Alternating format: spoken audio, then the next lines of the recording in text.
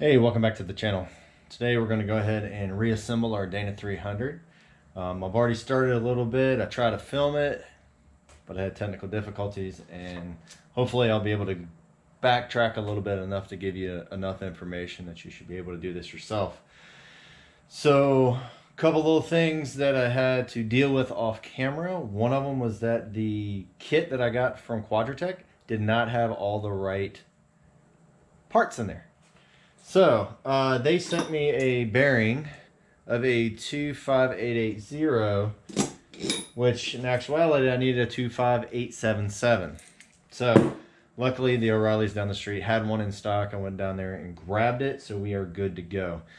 I'll try to do some voiceover of how all these guys work. There's a bunch of stuff in here that we will, hopefully, I'll be able to save some of that information. But anyway, I do have some of the races actually pressed in there, and I did that just to try to save a little bit of time. I still need to get, I got the race in here, I got the race there. So basically all my races should relatively be in there, but we'll find out once we go along. So what we're at right now is actually getting the shafts and the bearings pressed onto the actual shafts. So we could use the press, which is right over there, but I was going to try something a little bit different. I've seen so many people actually have, it looks like it's a bearing cone. Basically it heats it up to about 200 degrees and then it, boom, pops right on. That looks awesome. So we're going to use heat. So I don't have a cone, I don't have all the other stuff, but what I do have is a torch. So what I'm going to do is actually have my welding table over here, which is a steel table. I'm going to put the bearing on and I'm going to heat it up with a torch. And I'm going to check it with a laser thermometer and see once we get up to about 190 to 200 degrees, I'm going to pop it right on there and see if she goes on. So let's get that a whirl. Alright, so here's our bearing that we want to do. Here's my thermometer. I'm going to put it right on there. She's about 82 degrees. It's not a bad day, but I do have my torch. We're going to use the torch. We're going to heat up the center part, not try to get the outer part, but at least the center part. And what that's going to do is expand the steel so that when I go onto the shaft, it should go pop right on. So let's see how she does. Just got a regular propane, butane, good to go.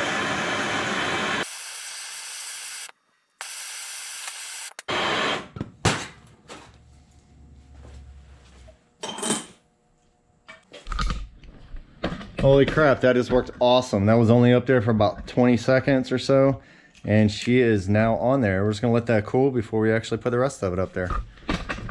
But that will be how I'm gonna do bearings from now on. That was awesome. Woo, that's warm. All right, so we got our housing here. We're gonna stick this guy on there.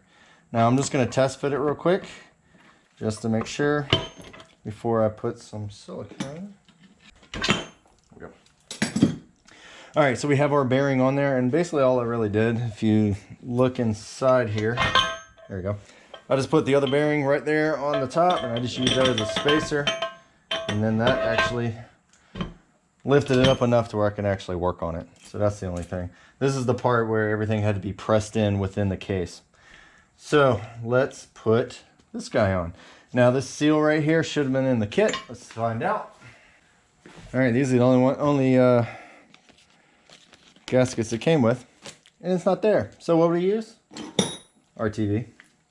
There are a bunch of different products on the market. I'm going to use this because I have it, but there's actually a gel that's supposed to work pretty good. Now one thing about this stuff here, you do not want it to get too much, and we want to go ahead and smear it all over it. You don't want the glob. Try not to get too much in your screw holes. The Loctite around the screws will actually seal that. You don't really need to put too much of this stuff on there. All right, so we did that side. Now let's do this side. All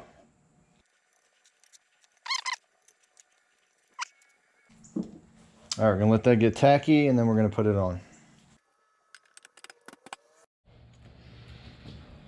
All right, so we got the housing on there. The actual sealant is kind of tacky, so we want to put some Loctite on there. And what this Loctite is actually going to do is two things.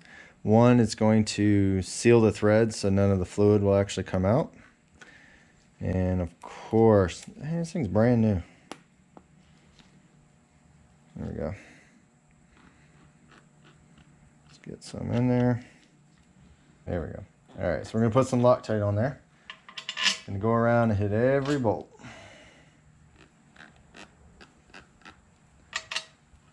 And like I said, this is going to not only lock the threads, but it's also going to form as a sealant so that the oil doesn't come through the threads of the bolt. Because some of these are blind and some of them are not. So just to be sure, put it on all of them. Always want to do this finger tight, because if it's not 100% accurate, it will strip the bolts. All right, once we get all these kind of cinched down a little bit, we're gonna have to torque it down. According to the book, these are about 35 foot-pounds. So,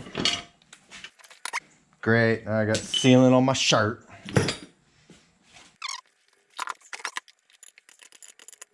There we go. Now we're gonna pull that in there. Don't forget your shims. All right, once you get your bearing in there, you got one on either side. You can rotate it. Oh, that sounds so pretty. So now we need a seal. I can find my damn seal. There we go. That should be about it. All right, so we're gonna be putting our yoke on this. So we just need to get a dab of grease on this here. So put it on the inside. All the way around. Be pretty liberal with it because we don't want it to get damaged. And then, of course, I do not have the right seal installation kit tool, so just use our hammer.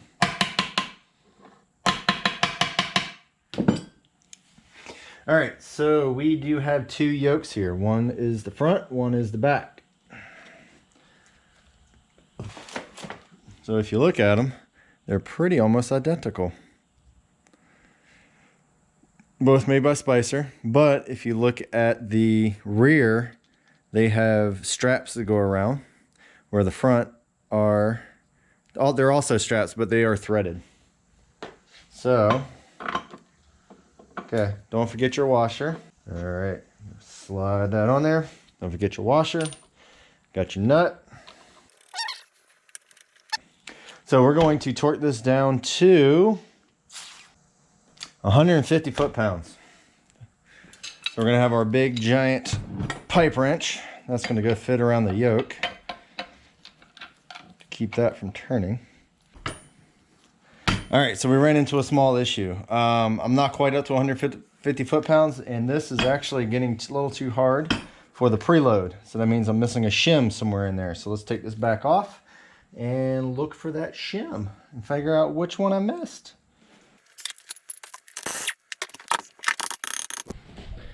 All right, so finally, this guy is in there. It is shimmed correctly. There is zero end play.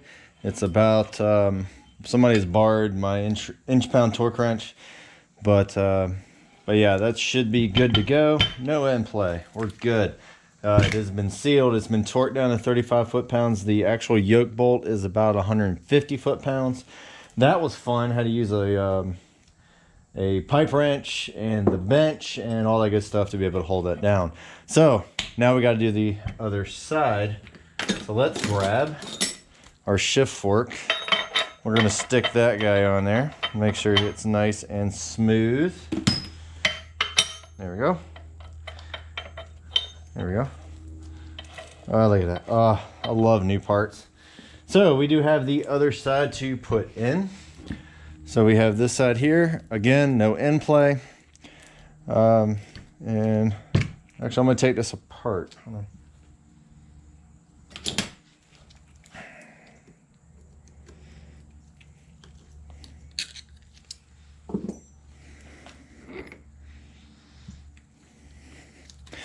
All right, so you probably saw this from the beginning of the teardown. You have your bearing. I've already pressed that in. There's a retainer clip that goes all the way around. You start on one end and just kind of push it all the way around. So I have the video that I made when I put this together. Unfortunately, did not have any audio in there, so I could, I might just dub that in there. But everything is in there properly.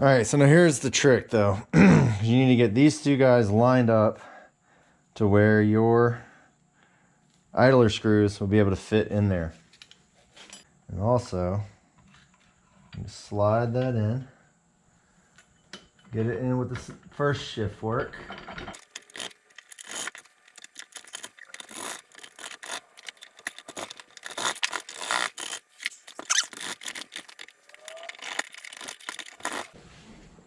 All right, so we have both yokes in, both of them torqued down to 150 foot-pounds. We need to put our last race in there. There we go.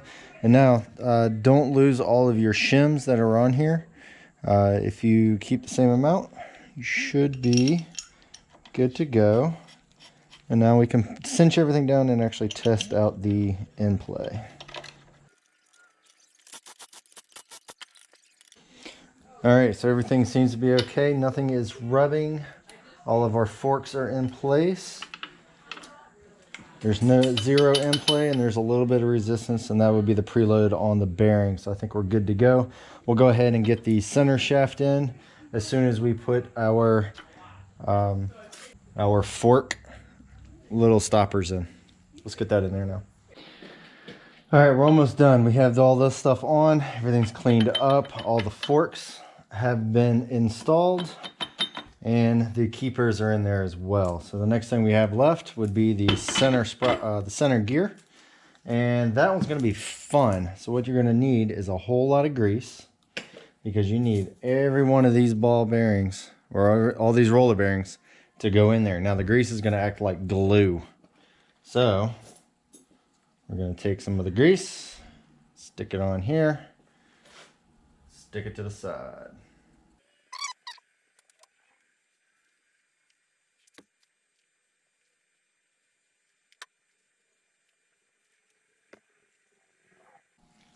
All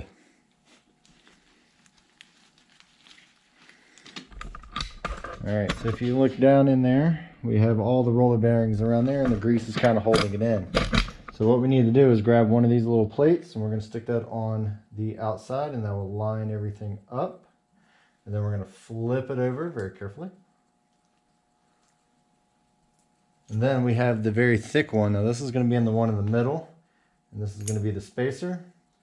So now I'm going to put extra grease down there just to make sure she is not going to go anywhere. Grease is the glue. All right, so now we're going to grab some grease. We're going to glob it all inside.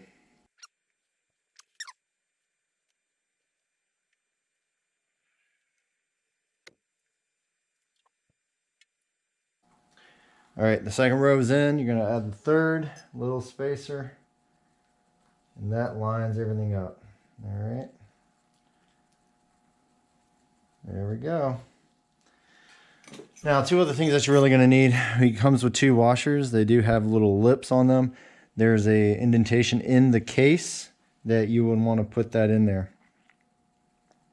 Now, since the hard side, which is the silver, is not going to be moving anywhere, and that this side will be, we're going to put this towards the bearing.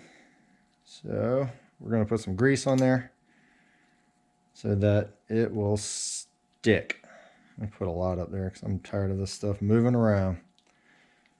All right, down.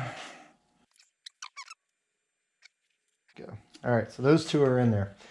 Now what we want to do is actually lower that in place and then grab our new rod and put there. Remember, this is an O-ring, so we're going to put a little bit of grease on there because we don't want it to bind and break. So let's wrap that around. Go ahead and put it on the whole shaft so that it will slide in a little bit easier. And it'll be totally fine once it actually goes through the bearing that you put all that grease on. It will be fine. All right. So now, very easily, see, look at that, looks pretty. So we're just going to drop this in. Uh-oh. Need more grease. So once you can start it in the teeth, you can actually use this to lower it down where you want it to go. Get all the teeth meshed. All right, so everything is put back together. This center shaft here, the center shaft was extremely difficult to get in there because you had to get the shims on both sides to line up. One little trick that I figured out is that if you take your old shaft, because they gave you a new one, just grind it down a little bit, just put it on a belt sander or a grinder or whatever, just to be able to fit in there, and that will hold the one shim, the other side will hold the other shim, and then you can actually get the center gear in without those shims actually falling down. That was very frustrating. So everything seems to be moving okay. I can shift it and we should be good to go. I'm gonna go ahead and I'll finish this up. I just gotta put the plate over. I mean, you're pretty sure you can figure out how to put a plate on. Put the plate on and then actually get it into the Jeep. We're running out of time, and I have to say this is one of the most aggravating builds that I've done in quite a long time. The rebuild kit came in, I got different parts from different things. I'm not sure. I'm gonna have to do some more research to see if there was just different year models for this guy. But a couple of the bearings didn't fit, had to go get new ones.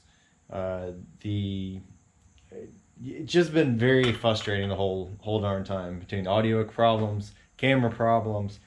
Okay, well, it's all good, and we will put this back into the Jeep and hopefully get that guy back up and running. We do have the off-road stuff coming up soon.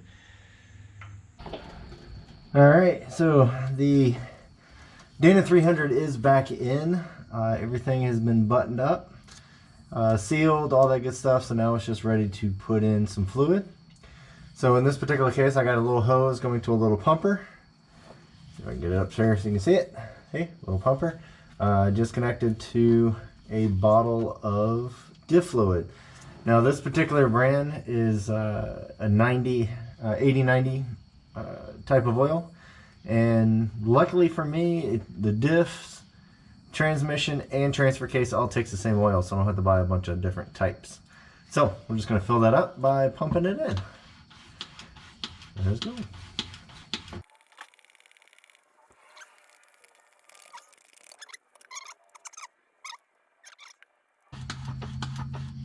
There we go, flowing liberally. All right, that just made a mess. That's awesome.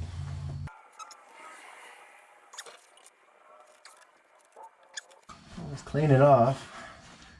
If you don't know if you're leaking or not. And clean your shop floor. Jeez, nasty.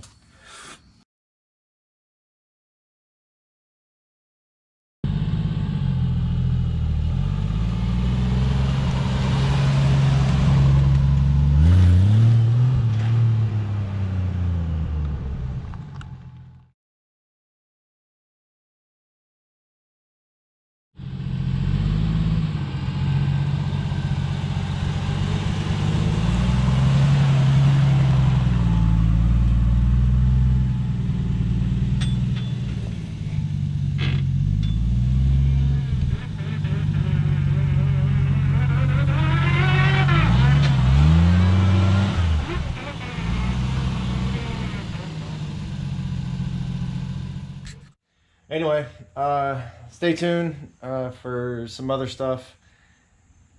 I'm not sure what it is. I'm tired. I'm going in. It is, I should be on the grill or in the pool or something instead of battling this thing all day, running to the store, running to the part shops just to be able to get parts enough to actually get this thing in there. Yeah, very frustrating. Anyway, so stay tuned and we'll go to the next one. Thanks for watching. Later.